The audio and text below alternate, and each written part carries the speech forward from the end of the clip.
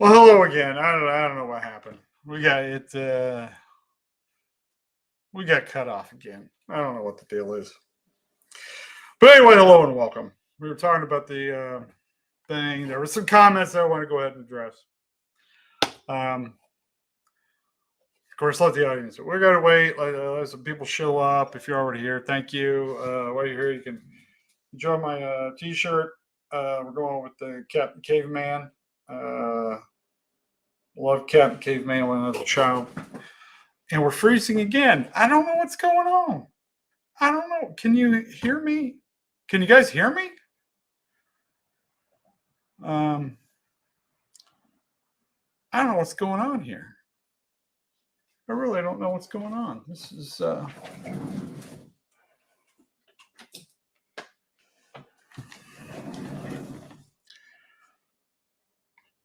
okay. Can you see me? Because it's frozen. The picture's frozen up, but here I am. That's me in the Captain Caveman shirt. Just thought I'd share that with you. But anyway, so some people had said in the comments about people who have basically physical deformities. Once again, that was not your fault. Once again, that was not your fault. But the way you react to it is your fault. If you decide that life is throwing you a lemon and you're going to be miserable and hate everything because of it, then you can do that. But that's your choice. I've seen a lot of people who've had physical disabilities who just decided, look, it is the circumstances of my life, and I'm just going to deal with it. And they go on and be very happy. Just because they're not perfect doesn't mean that they're going to be miserable because of it. That's the whole point. So if you want to be happy, be happy. If you don't want to be happy, be miserable. And if you're happy being miserable, then I'm happy that you're miserable. But I'm happy that you're happy about being miserable. So, okay. Yeah, I don't know what's going on with this thing. It's just not happening. I don't know if it's my computer issue or if it's an internet issue or what's going on, man. I don't know what the deal is. So here we are. Basically, it's a podcast is what this is. Yes, your body, your choice. That's exactly right. You can choose to be happy or you choose to be miserable, regardless, because we're not all perfect. Look, I wish I was LeBron James or Michael Jordan. I wish I was tall, athletic, uh, and all that stuff. I wish I was, but I'm not. I'm not. I don't have a perfect body. You know what? I'm a middle-aged, pasty white dude, and I'm fine with it. I'm happy. You can be happy. You can be happy regardless of where you're. Yeah, you don't have to be perfect. And when you stop comparing your life to other people's lives, guess what happens? Set the camera to a lower resolution. Okay, let me see what I can do.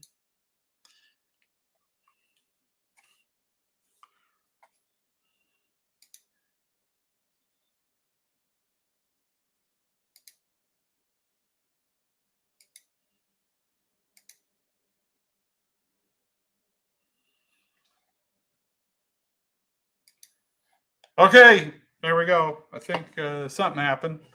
Something happened. Here we are. Hello. Um, it's still glitching. I don't know what's going on. I don't know what the deal is. But thank you for joining me. But that's the issue is that I'm not saying that you are your problems. I'm saying that when you take accountability for how you're, there we go again. We froze up again. This is crazy. I've never had it do this to me before. Yeah, happiness is a state of mind. It's you're not. Instead, I've mentioned before, make happy your default setting.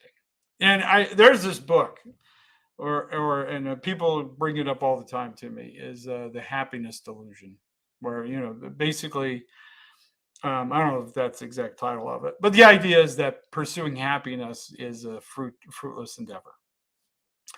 And I would like to point out to people that happiness is not something you pursue. Happiness is just a condition. Being joyful and happy is just a condition of your circumstances. It's not a destination. It's actually a companion on your journey to wherever you're going. And being happy and content. I guess there's also this debate about whether or not happiness and contentment are the same thing, or if there's something different there going on.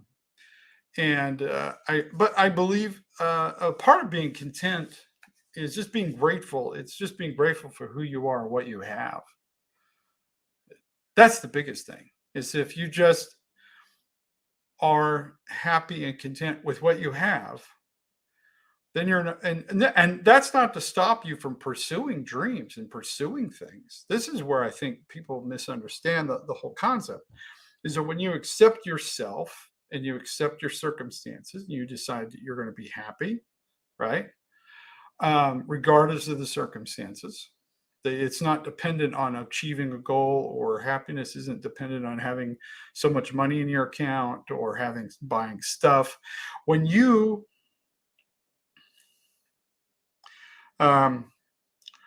decide for yourself that you're just happy with what you have, you'll find yourself less stressed. You're just more relaxed, and you make better decisions, and you'll be happier. So being content, by deciding to be content, it creates happiness. Try a different browser. Let me see. Let me try it again. Here we go. See if we can change something here.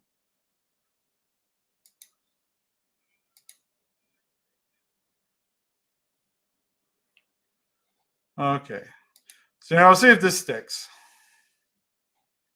We'll see if this sticks. I mean, I might have to go to computer settings. So,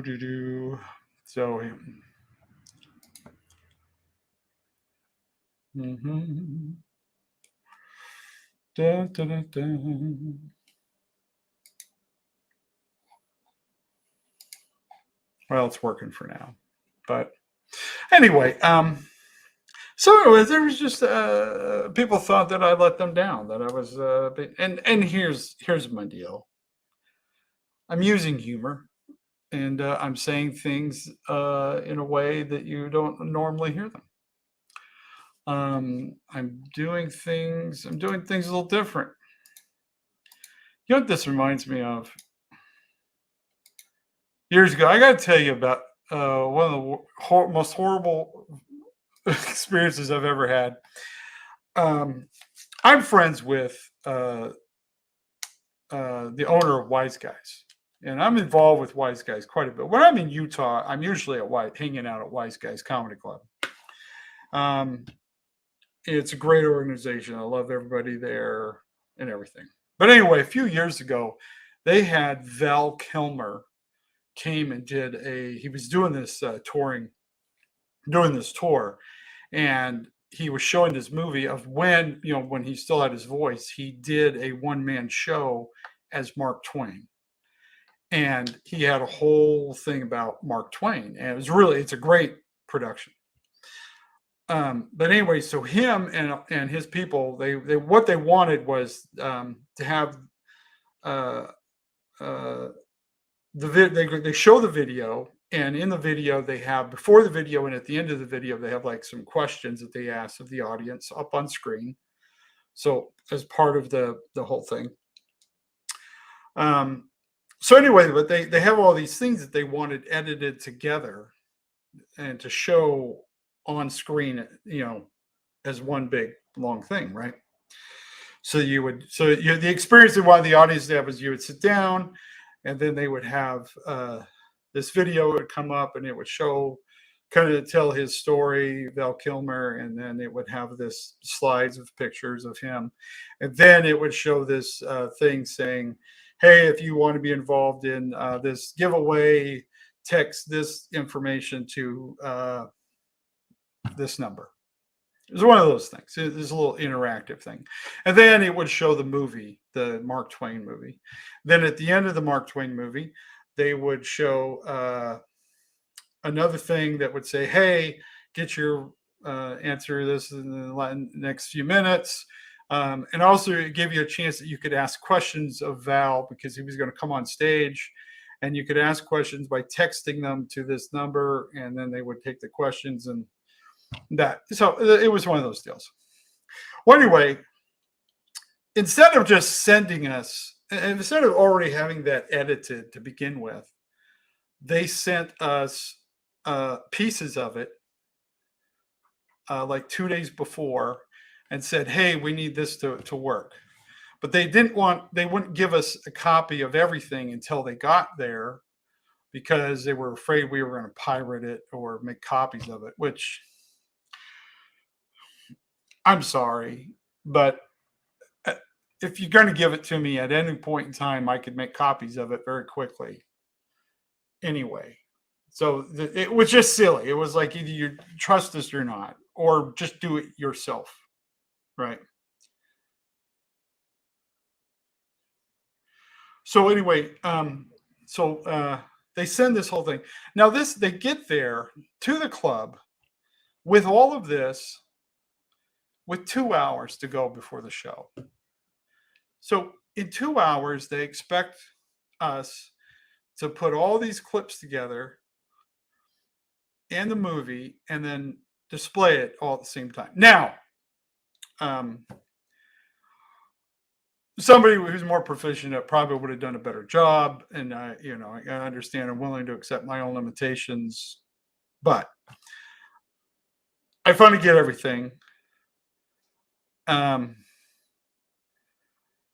So I get everything, and I put it together, and of course it takes time to render, and just because of the format that we needed to play it at, I had to put it. It ended up being a complete disaster because it would only show for 15 minutes at a time, and then it would catch up with the buffering, and then it would stop, and so you'd have to wait for it to process some more, and then you could show. So what would happen is the Val Kilmer movie would play for about 15 minutes, and then it would stop. And then I'd have to wait a few minutes and then restart it, and then they would watch for 15 minutes. Well, anyway, it's like an hour-long thing. So like 4 or 5 times, the movie has to stop. And now, meanwhile, because of the not having time to set it up, the only way we could do it was I had to basically be up next to the stage with my computer, playing it onto the screen that was up there. So I'm in the middle of the audience basically while this is happening, and so and they see me fiddling around with it, and everything keeps stopping, and everybody's looking at me, and everybody's getting frustrated, and I'm frustrated. I'm not enjoying this at all, and so we're having all these technical problems, and it stemmed from not having everything when I needed it to be able to. If I'd been able to go through it, much earlier, a day before, 2 days before, to actually run it through, which is I would normally do, I had 2 hours to put it together, and it was just. Well, I just kept going. I just dealt with it. People were reading it, and I had some people in the audience who offered to help, and I invited them over. They came over. I explained to them what's going on. They're looking at it and go, "Yeah, you're just stuck." So I offered. People offered to take over, and I was happy to let them do it. I was happy to let somebody else deal with this. And anyway, it was a disaster. We ended up watching the movie. Just we had a potty break every 15 minutes. Sorry. Anyway, the evening ends. People got to meet Val. He was very nice. He was very kind. He was just a beautiful human being, and it was just a frustrating situation to be in. But you know what? I didn't get mad. I didn't throw a fit. I was just, I assumed that they were more used to dealing with people who are more technologically proficient than myself, because I guess they've done it with other people, you know. But it was tough. It was a weird situation. I'm sorry this is boring. Thanks for sharing, though. I appreciate that. That's very kind of you. Let's try that again. But anyway, this is what it reminds me of, is that it just kept stopping and buffering and stopping and buffering and stopping. And it looks like, and now I'm just trying to get to where it stops, where I actually look good. If it's going to stop. So now I'm trying not. So if it stops, it looks good. Okay, it's still working. Okay, so anyway, that was the whole thing. That was the story. It was a weird circumstance, and I'm just sitting there and I'm having to deal with it. Okay, that's the picture that we're going with, I guess. But so when I make these videos, what I'm really trying to espouse to people is that how much power and control you actually have over your own life, because you do. You have all the power of your own life. And when you make that decision, when you decide that you have that power, that you have control, well, then you can do great things with yourself. That's it. And it's raining up in Maine. Awesome. I love Maine. We're gonna be in Maine. Oh, is this gonna show up? Is that showing up? A little banner? Is that at least showing up? Can you guys see that? Anyway, that's what's going on live. I'm gonna be in Rumford, Maine, Friday, August 5th. You guys see the okay, you see that. That's there. So there's that. I'm doing live shows. I got invited to a family reunion this next weekend, but sadly it's not going to work out.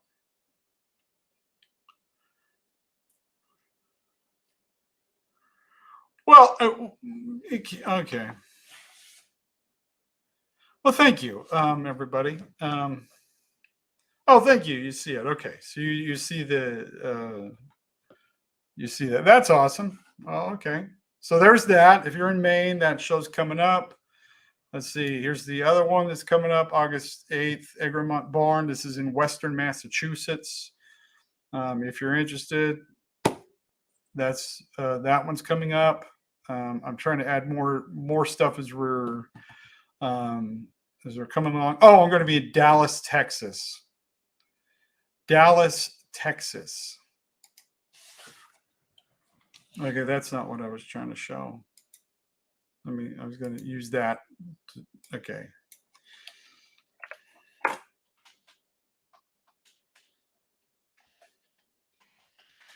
I'm typing and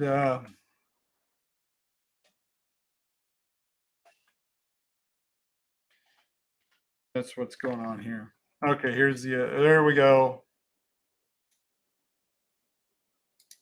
Here's the other one. August 24th, Dallas, Texas, at Hyenas Comedy Club. That's coming up also in August. So August is looking like a pretty decent month. There was a couple other things that are still in the air that I haven't been able to announce yet. They're in August.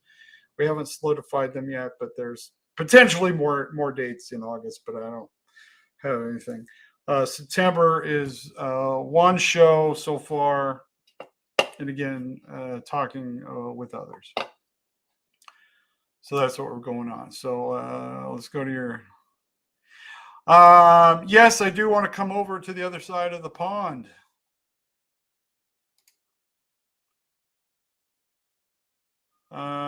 Working.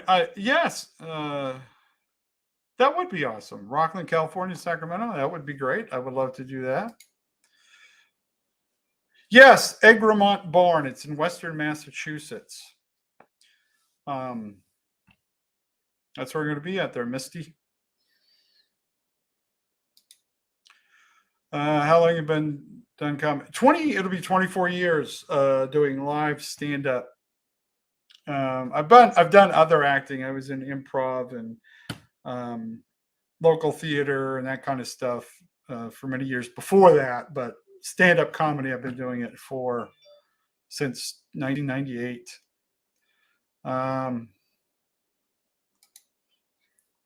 Do I believe in aliens? The question is, do aliens believe in you? That's what you've got to ask yourself.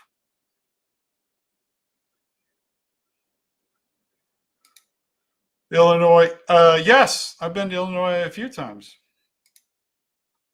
Here's a good question. What's on Rodney Norman's playlist? What's your go-to band? Well, I have a very eclectic taste in music. When I grew up, my father was really into music. He loved music, and we used to play this game where as soon as the song would come on, we who could name the song and who sang it, and if you could also, you'd also get extra points if you knew what album it was on, when it was released, just anything you could. So the more information you could have about anyway. But I grew up listening to '60s stuff and '70s. I grew up. I was a kid in the grew up in the '70s, so all through that, and I've always just loved radio. I was always listening to the Casey Kasem countdown and all that stuff. So I love everything. I'm into everything. I love I love pop, rock, hard rock, classic rock. My first album that I ever owned myself was Pink Floyd The Wall. And when I say myself, it was that was the first album that I remember buying with my brothers. So we all of us owned it.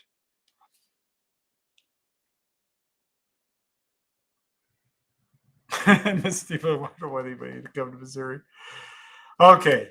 I've got family in Missouri. I've got family in Gallatin. I lived in Missouri for a year or so, and I was there. And I agree with you. Oh, thank you, Teresa Stanton. Thank you. This is her message.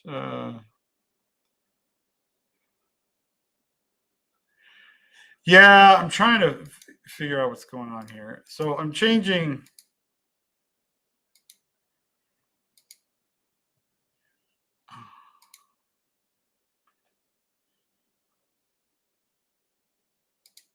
Okay, it won't let me change the broadcast quality. It's the I've got a lower definition, but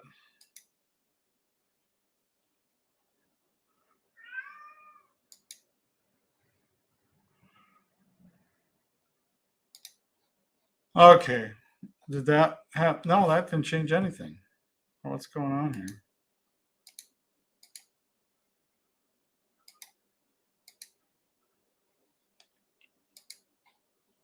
Okay, so anyway, so I lowered the. I think I got it lowered the definition. So hopefully this is helping. Um, seems to be going better. Seems to be going better. I mean, I've done the higher definition before, and it's never had a problem. For some reason today, it's just having a horrible time. But thank you everyone for sharing your my videos.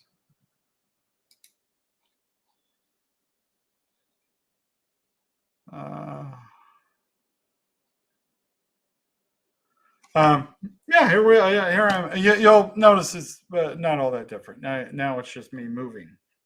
Now it's you're still staring at the same picture. It's just now it's me moving.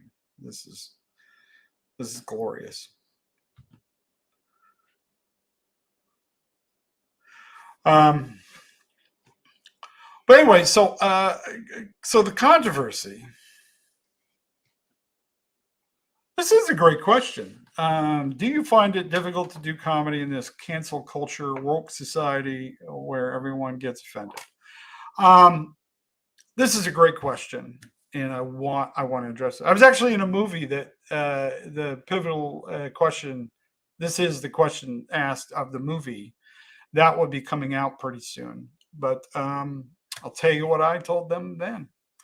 Um, Society's always changing. Everything's always changing, and as a comic, you have to be willing to change with the times. And really, this cancel culture is not any different than what it's always been around. I mean, it's just who's doing the canceling is the thing. Oh, we froze up again. Um, but I'm going to try something else here with the picture.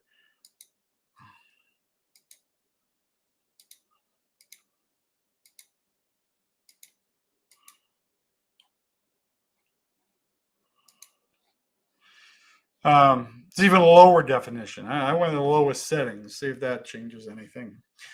But what I find is people aren't actually offended for themselves. They aren't offended because they're offended. What people get offended for is for they get offended for somebody who's not even there. They get offended for somebody who might be offended, and that's telling because most people who are offended and are in part of the cancel culture, really what they're saying is that they're smarter than you. They see things better than you, and you're an idiot. And they're here to inform you how stupid you are because you don't know how stupid you are. So they're there to inform you how stupid you are in the way you're offending somebody who doesn't actually even exist. But in their mind, that person does exist, and they're there as the valiant defender of that person. That's what's going on most of the time. I kind of make fun of the whole cancel culture because it's really rather insulting, to be honest with you. But here's my thing though. I don't mock people in my comedy. I'm not offensive. I don't. I'm just not. And it's just because it's just who I am. I just don't.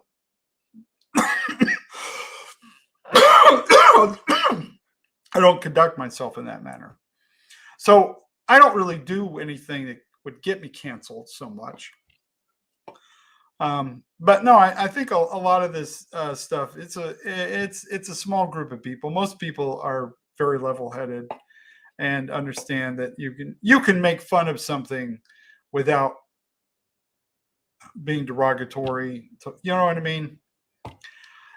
And it's well, I'll give you an example. Um, I did some joke. I used to be very heavy. I used to weigh almost 300 pounds, and so I did a lot of jokes about being fat. I did jokes about trying to lose weight and all that. So I did jokes about that. And I had people who were getting mad at me. Oh my goodness, holy cow. Thank you. That was very kind of you. Sir Mikey likes it. Uh, Regardless of what other people say, please keep going and please keep spreading your message. We will all save ourselves, but we can't do it without each other's help. You are absolutely right. Thank you, and thank you for your kind donation. That is so amazing. Wow, Sir Mikey likes it. Well, Sir Mikey likes it. Sir Rodney loves Sir Mikey likes it. So thank you very kind. That is amazing of you. And for those of you who don't know, if okay, so I'm on YouTube right now, and I'm also on Facebook and Twitter, and this is going out to all those platforms. And if you're on YouTube, you could do this thing that's called super chat, which means you can basically just give me money on the super chat. And what it does is when you put it on there and you throw money at me, it gets my attention, and he certainly got my attention. So thank you. Very kind words that you said there, my friend. I agree with you wholeheartedly. So that's what's going on there. So but yeah, they said this super chat thing, and so he's done that. It's very very nice. Thank you very much. But no, I like I said, I don't do offensive humor. But okay, so anyway, I do the jokes about being fat, and I had people who would make comments because those jokes are on my first dry bar special. If you go see that one, so one where I'm clean shaven, I do my fat jokes. I had people who would send me messages saying that by doing fat jokes about me, that I'm actually doing fat jokes about everybody who's fat, and that somehow I hate all fat people because that's what they were trying to say. That's how construed we've gotten, is that even if you make fun of yourself, then you're also making fun of anybody who's like you. So is it we've just gotten into this weird space, with the whole thing. People are just looking for reasons to be offended because they think somehow they're smarter than you by doing so. And it's really yes, like a stripper, absolutely, but you do it digitally. I'm not proud. I mean,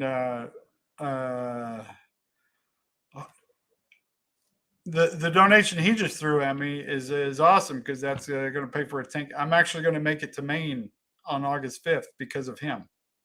That's That's what I'm saying. So thank you, Mikey.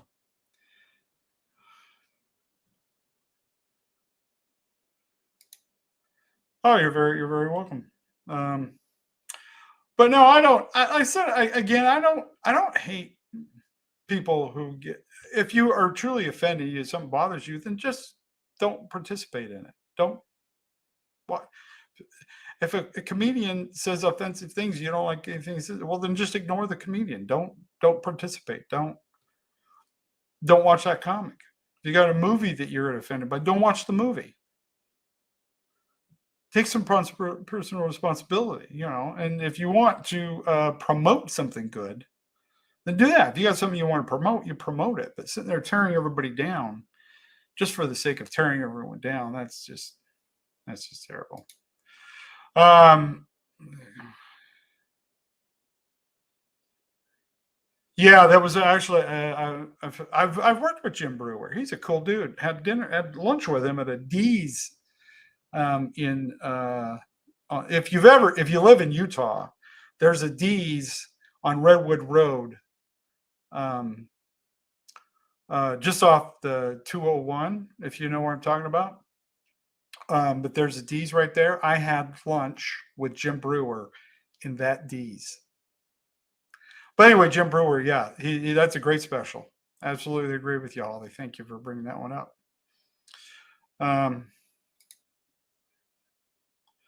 Thank you.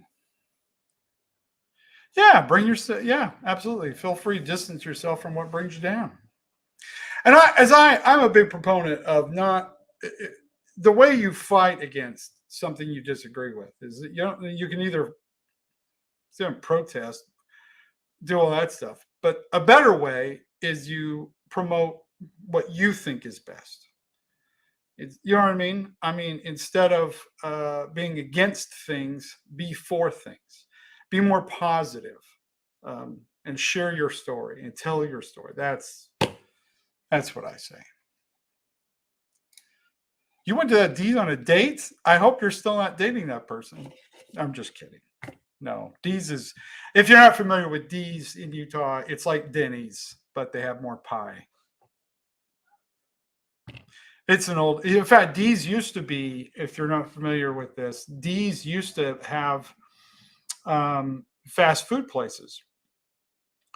They had this huge D's clown. It was out in the front. The thing was huge. It was a clown, had balloons, and they say it was just fast food. It was hamburgers and fries, shakes, that kind of stuff.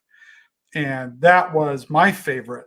That and what was called the High Spot back in Utah, back in the old days. Those were my favorite places as a kid to go eat because they were better than McDonald's. Everything's better than McDonald's. Offensive is an excuse for they don't really get the joke. They don't like the joke. They themselves lack the talent and ability to actually be hilarious. Jealousy in some cases. Ah, yes. Thank you, Turtle Dove. That's a beautiful assessment. I agree with that. Strange point. Stop being offended. Instead, have your own viewpoint expressed. Yes. Totally. That is. Thank you. I love your videos. I mean, some sense. It should make common sense. I share that. Oh, thank you, Susie Moore. That's very kind of you to say. I think I got the camera thing figured out. It's just just shows more of my face, just not in such definition, which is probably best. Yes, I am married. Everybody, I'm married. Well, in fact, it will be 30 years that we've been married to one another. September 11th. We got married September 11th, 1992 in Provo, Utah. We had been in each other's physical presence a total of 30 days over a period of about a year and a half. I met her, okay, well, 2 years. So I met her January of 91. I went into boot camp in January, the end of January 91, got out of boot camp in April, proposed to her in marriage the day I graduated from boot camp. And then I went to school that summer. And then September, I went away to Okinawa, Japan. And then I was gone for a year in Okinawa, Japan. And then when I came back, September 9th, I hadn't seen her at all in that entire year. And 3 days later, on the 11th, we got married. And then a week later, we packed our car, packed up our vehicle, and we had two cars, her car and my car, but we drove her car to North Carolina. And there we got an apartment, and then we bought a house, and then we started our lives together. So yes, I'm married. Her name is Trust, and she is an absolute. If you follow, I've got to. If you're on, thank you, Kelly. But I have a fan group on Facebook. If you're not familiar with Rodney Norman's Alternative Reality, the ultimate fan group for Rodney Norman, she runs that. So you've got that, and then there's also another thing called Normads. It's like Nomads, but it's Normads, Normads, Normads page, which chronicles our adventures in traveling. We're currently at home right now, which we haven't been here in a long time. So this is like I'm on vacation, to be honest with you. But yeah, you can follow her too, Tressa. Just love your video. Thank you, David Harris. Here we go, Richard. Hoorah, simplify, do or die. Yes. That's, I think a lot of,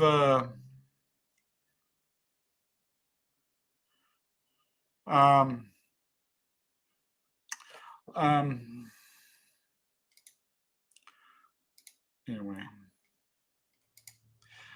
There we go. What was I saying? Mostly, like I said,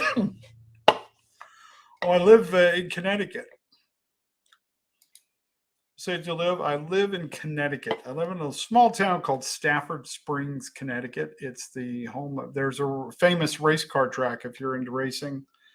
There's a famous race car track, which may or may not have influenced my decision to purchase the house here. I didn't.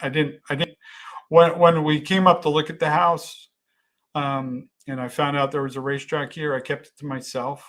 I didn't want my wife to know that influenced my decision to purchase the house. But I've only been there to watch races a couple times. So yeah, I did say, I did say, I'm trying not to say, but I did think you caught on. Thank you, Maine. When washing your beard, do you wash and repeat? I do wash the beard rather frequently. I wash the beard. I usually wash 2 or 3 times, but I always use a different soap. I don't use the same soap each time that I wash my beard. So I'll wash it, rinse, and then apply another cleaning product to my beard and mustache. I clean the beard and mustache every day, just so you know. And people ask, what's the secret to growing a beard? Don't cut it. That's it. That's the secret to growing a beard. How do you do it? You just get lazy and stop cutting your beard. That's it. That's it. How do I deal with anger that arises from stress? I am at peace most times, but at times, facing how largely out of control I am over my own circumstances brings me to be impulsively distressed state. That's a very common thing. I would suggest, in fact, this is one thing you can learn from boot camp. If you're not familiar with Marine Corps boot camp, what happens is that when you get there, you are basically put under stress constantly. You're yelled at, you're screamed at, you're given impossible tasks to complete, and you never can complete them.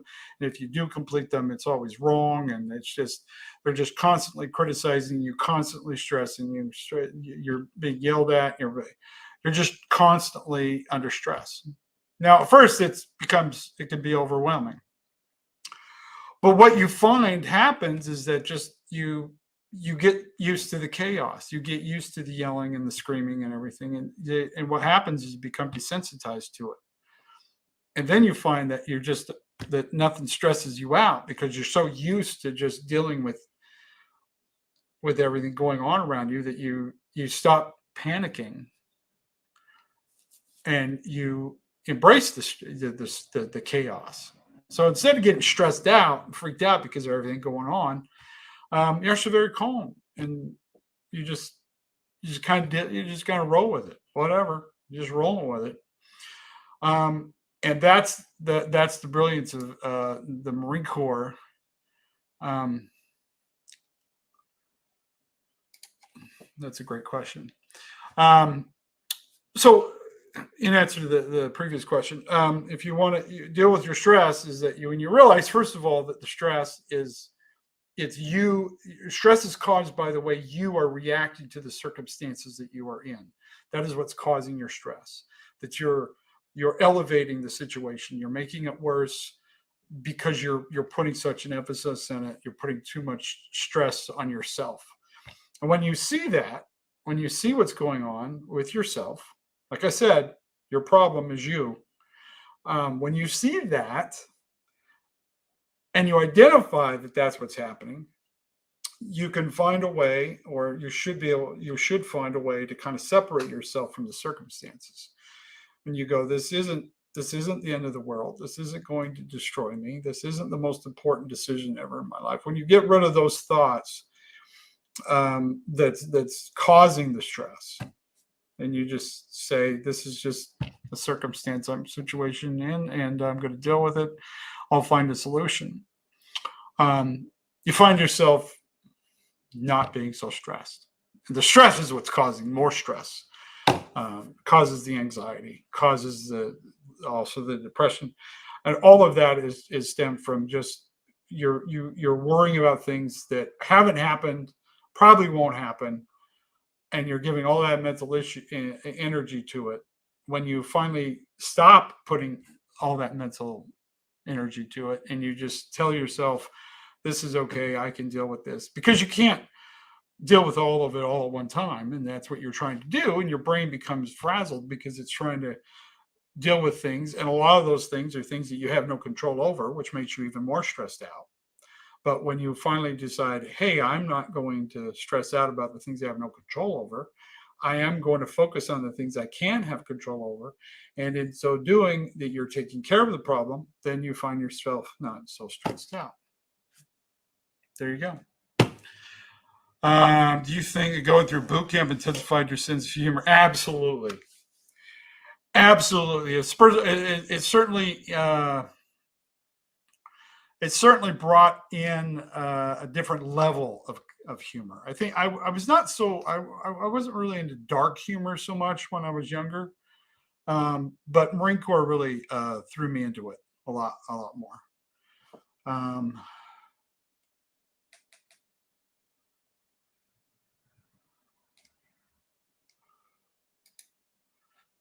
Do I believe in the law of attraction? Yes, yes, I do. I do think it's been misunderstood and misconstrued. I think people try to turn it into like it's some magic trick, but really, what it comes down to is that you will bring into your life what you put out.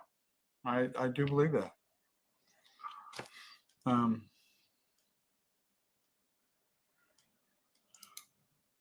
Um, yes, I understand. This is a good question. This is a good thing.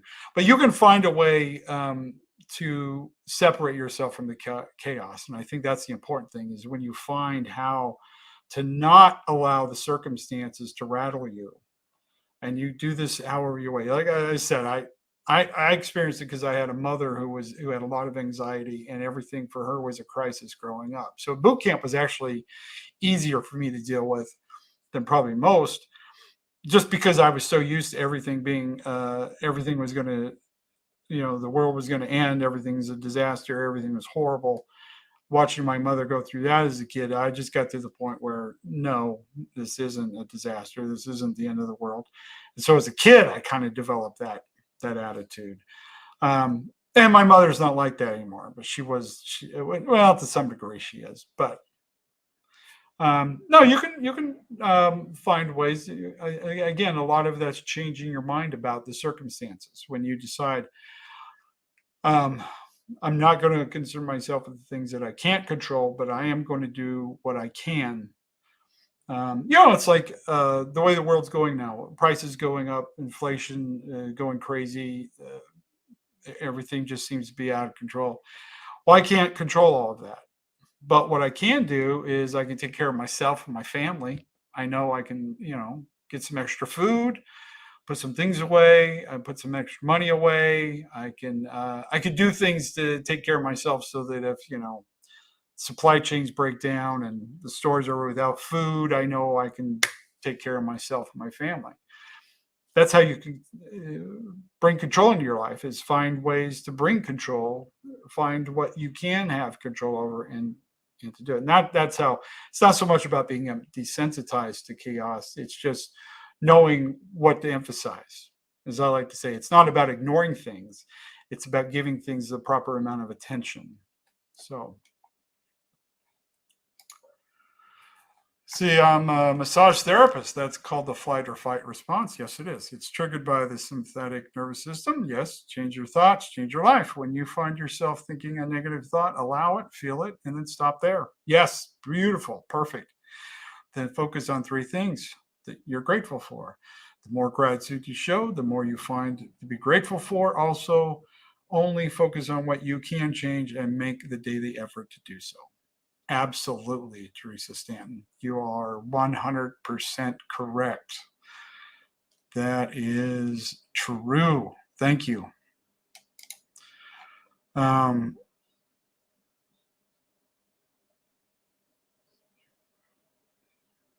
Yes. Justice Lisa. Yeah, losing people. That's hard. That's horrible. Yes, I agree. Death is a horrible thing to deal with. But again, and that, I lost my son when he was 10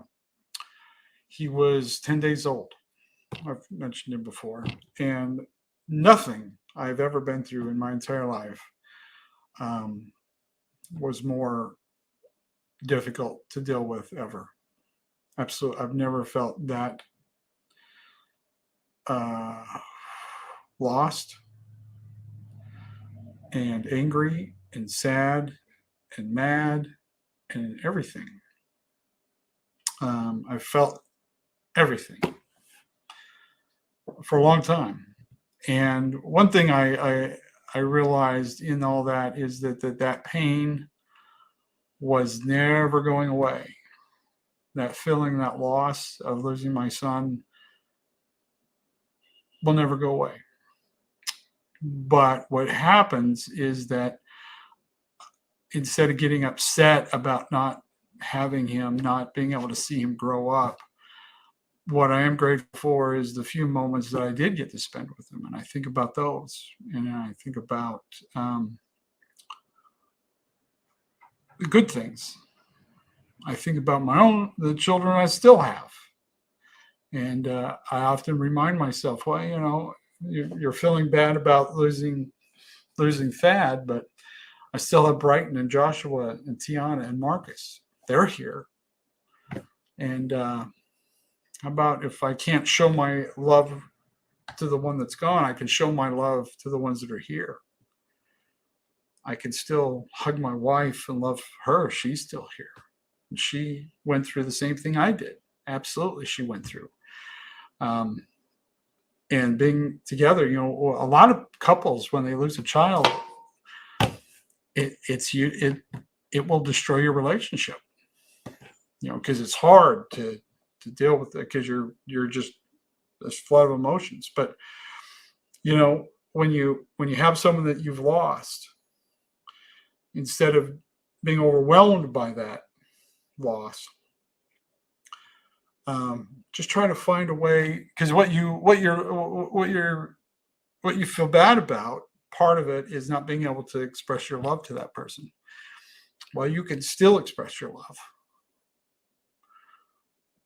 by expressing that to someone who's still in your life. And hopefully you appreciate those who are around you. I mean, life is so fickle. And man, just love the people you're around, love the people you're with. I said, when you're feeling a loss, you're feeling that, sometimes we want to be alone. Don't leave me, don't bother me, blah. No, go find someone you care about and just give them a little bit more love, And there's one thing that we do when you lose somebody, especially someone so close like a child, is that we feel like if we're ever happy again, that somehow we're forgetting that person. We feel guilty for not constantly feeling bad, and that become, I think, is the problem, because we feel like that we're not loving them enough because we've moved on. That by being happy, that somehow that's wrong. Or I can't be happy because I've lost them, and that, like, you continue to mourn them for the rest of you, for your entire life. Well, as I've done, is good. I think just being able to just move on and let yourself be happy. That person that you loved and cared about, they don't want you to be miserable. They don't. Got a video about it. Just go watch it. It's a great video. Anyway, Melissa shares this with us. My 20-year-old daughter is an alcoholic due to trauma she endured as a teen. Assault, to be specific, and I have her 1-year-old son. I take care of him while she lives in a horrible chaos day in and out. I protect him as much as possible, but it still touches every member in our family. I've adapted and hold on to the hope. No need to stress. Nothing is in control. Nothing. We accept life. Life gets a lot easier. Yeah, my heart goes out to you. How people deal with their trauma, and this is one thing. And again, the assault, she didn't deserve it. She didn't bring that onto herself. She didn't cause that to happen. But when you continuously make yourself a victim, then it leads to things like alcoholism, drug abuse, because you're trying to deal with the emotions, you're trying to deal with the stress, you're trying to deal with what had happened to you. And there's that part of that is that you blame yourself, that like you are the problem. And it wasn't your fault. I think when you see that, hey, my reaction to this circumstances is fully in my control. And I can either destroy me or I can let it build me. And when you understand that, then you can move on. Just as Melissa's saying, hey, look, you don't have control over everything. You don't.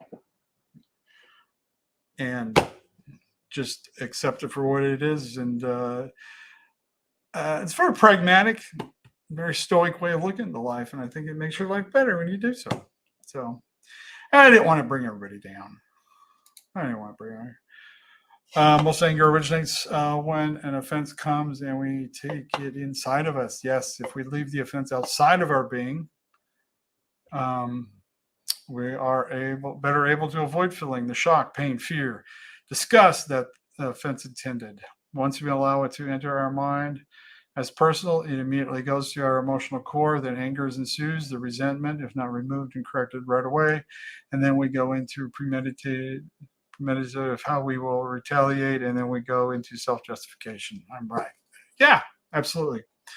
I wholeheartedly agree with that statement as well. But yeah, because we internalize things. When you let somebody offend you, you're letting them control you. Think about that. You're being controlled. You're allowing them to get into your head and change your thoughts and affect you. And that's a decision that you've made to allow that to take place. Just so you know. All right. Anyway, you guys have been amazing, and thank you for joining me. Thank you for sticking through the technical difficulties. Um, but yeah, so there was a question about the video I made, and sometimes look, maybe I don't know, maybe sometimes I say things to get you to think, maybe get you to evaluate things. Maybe you look at me and go, "What's he talking about? What is this guy doing?" And instead of jumping to conclusions about what you think I'm thinking, maybe think about what you're thinking, because maybe what you're thinking about is not the thinking of the thoughts that I was thinking, because I was sharing my thoughts with you to help you think about the things that you don't necessarily always think about. So now when you think about the things that I'm thinking through the things by the thoughts created within the thoughts that I'm thinking, maybe you start thinking better, I think. Anyway, you guys have been amazing. Thank you for your kindness. Thank you for the donations. Thank you for the support. Again, if you want to continue to support me and my quest, you can go right here, rodneynorman.com. You can get the the official Rodney Norman hat. We're gonna have more of these coming soon. Other options. We got t-shirts and stuff, and then of course, don't forget Bison Coolers. Check out Bison Coolers. They're awesome. That seafoam green. That's a new one. That's a new color. I love that color. Then also, Mr. Cool is on as a sponsor as well. Mr. Cool, air conditioning. So you go check those guys out. And if it's not something you're looking for, just go and say hi. Say, hey, I heard about you through Rodney Norman. I wanted to let you know that I didn't know who you were, but now I know who you are. And if I ever need do it myself air conditioning system, I'll consider you as a viable option. It's good. It helps me out if people know. But anyway, that's the thing. So go to rodneynorman.com. Keep you update on what's going on. Thank you for being here. You guys have been amazing. Thank you for all your comments, all your